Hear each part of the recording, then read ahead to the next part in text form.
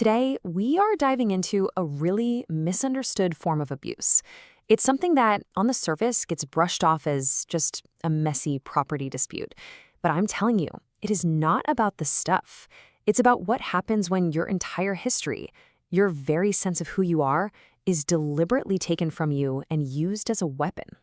I mean, really think about that for a second. It's not just about leaving your house. Imagine every photo, every important document, every single childhood memento just gone, locked away from you.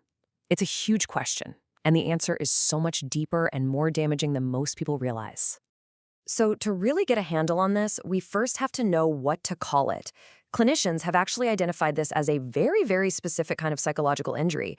It's known as double trauma, and the name says it all. It's not one single bad event. Nope, it's a devastating 1-2 punch. First, you have the initial shock of losing your home, your stability. And right after that comes the second blow, the chronic, grinding stress of having your own personal history weaponized against you.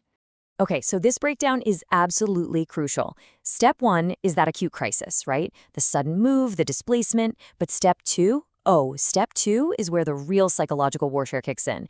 This isn't just an accident or an oversight. It's a targeted, ongoing campaign of control, and it creates this state of chronic traumatic stress. Let's start by looking at how this really hits the parent. For the adult who's going through this, the impact is, wow, it's so much more than just being frustrated about losing things. We're talking about deep, invisible wounds here that attack their identity, their ability to think straight, and even their trust in the systems that are supposed to protect them. First up is this concept of biographical disruption, and this is so important. Think about it. Our sense of who we are is completely tangled up in our own history. Our photos, our letters, the little objects we keep. When all of that is taken away, it's not just stuff you're losing, it's a forced disconnection from your own life story. It literally causes your sense of self to start fading. And that leads right into the next wound, just pure mental exhaustion.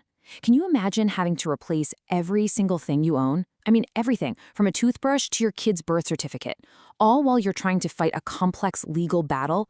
The cognitive load is massive. It shows up as this debilitating brain fog, making it almost impossible to think clearly, let alone defend yourself. Now this might be the most devastating of all.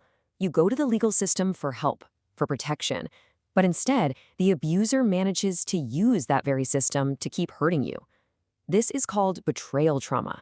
The safety net you thought was there has been turned into a weapon, and that creates this profound, incredibly damaging sense of institutional betrayal.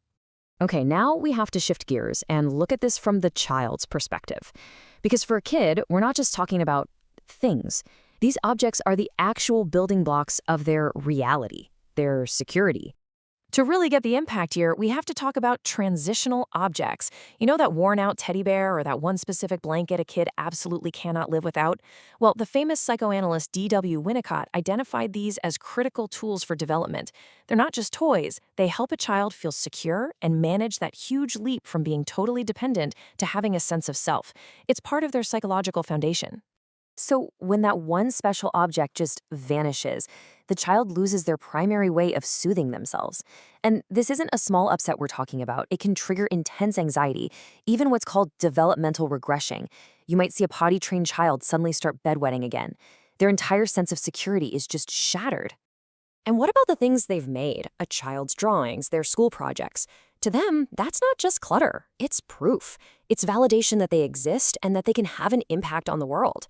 So when those things are taken away or trashed, the message they receive is just brutal. You, your work, your very self, you don't matter. The long-term effect of all this is often hypervigilance. Their entire nest was destroyed in a flash, and that creates this deep, lasting fear that it could happen again at any moment.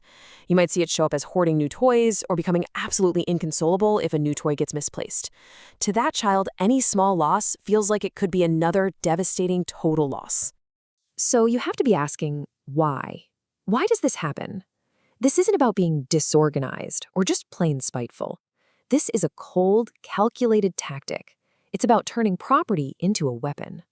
And all of this fits under a broader, more sinister clinical term, coercive control. The goal here isn't just to cause pain. It's to systematically dismantle a person's freedom, their liberty, and their very sense of self. And withholding property, well, That's a central tactic right out of that playbook. Let's just let that sink in for a moment. The goal is to turn possessions into hostages. Every photograph, every legal document, every child's drawing becomes a bargaining chip in this twisted, ongoing campaign for psychological control. And this strategy, it has two very clear goals. First, paralyze the victim. By holding on to critical paperwork, social security cards, birth certificates, they make it practically impossible for the victim to get a new apartment, enroll a child in school, or even fight back legally. And second, maintain an emotional tether. Every single time the victim has to beg or ask or sue to get their own things back, the abuser gets to reassert their power and dominance. It keeps the connection of control alive. So after seeing this clinical breakdown for both the parent and the child, we really have to rethink how we talk about this, and more importantly, how our legal and social systems respond to it. This idea really just cuts right to the heart of it all, doesn't it? Especially for the kids caught in the middle. Their creations aren't just crafts. They are tangible, physical proof to them and to the world that they exist and that they matter. And that brings us to the single most important takeaway from this entire discussion. We have got to stop calling this a property dispute. It's not.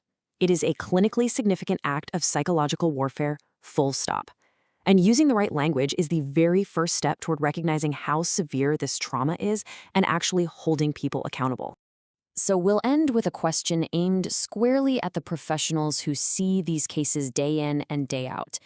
Understanding these dynamics, coercive control, litigation abuse, double trauma, it isn't just a helpful extra, it's essential. Because recognizing the real trauma profile is the only way you can truly fight for a victim whose entire past is being held hostage.